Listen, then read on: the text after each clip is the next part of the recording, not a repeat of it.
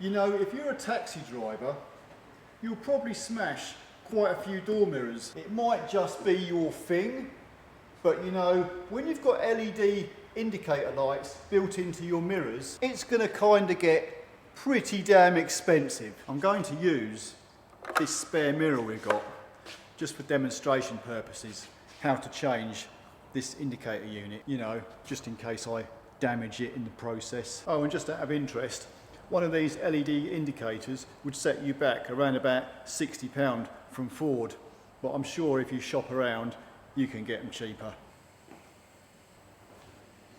Boy!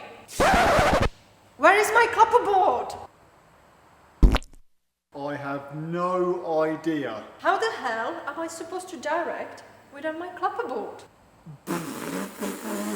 Get your shit together. Jesus freaking Christ, it's like I get the blame for everything around here. I don't know where a bloody clapperboard is. It is absolutely chucking it down with rain outside.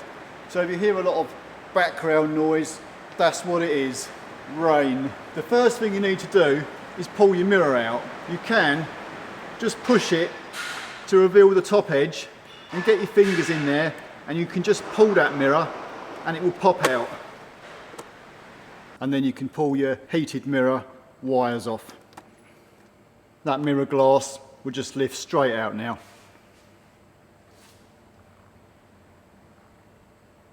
To remove the back cover, you'll see there's 3 little tabs in here. If you get a little thin screwdriver, you can lift the black tab up.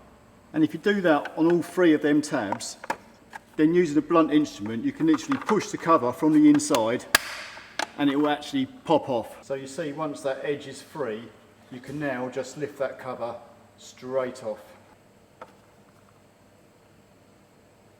You'll notice behind the mirror glass, there's a little Torx 10 screw, which you'll need to remove.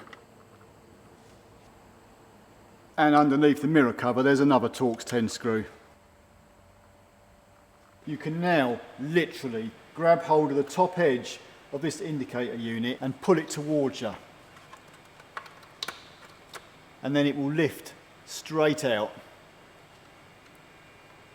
And then using a thin screwdriver, flick your wiring tab down and pop your wiring connector out. And there you go, one LED indicator unit. And if it's broke, it's broke. It's a sealed for life unit. You'll just have to replace it.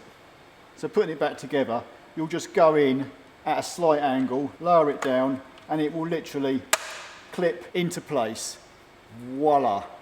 Pop your wiring connector back into its holder and refit your Torx 10 screws. Reconnect your 2 wiring terminals to your heated mirror, and then you can just centralise your mirror, and using the palm of your hand, press it and it will just clip into place. Carefully lower your outer mirror cover onto the mirror, and then carefully press down this lip, which is going to feed underneath the lip of the mirror. And the bottom half of this mirror cover will just clip into place. Sweet, that's back into position, perfect. And in case you're wondering, the puddle lamp underneath this mirror is once again a sealed unit. Oh, and by the way, if you manage to completely smash your mirror to pieces and you need to replace it, you can find out how a Mark 5 front door panel is removed here. Right then, that's it. Till the next time, see ya. LOL.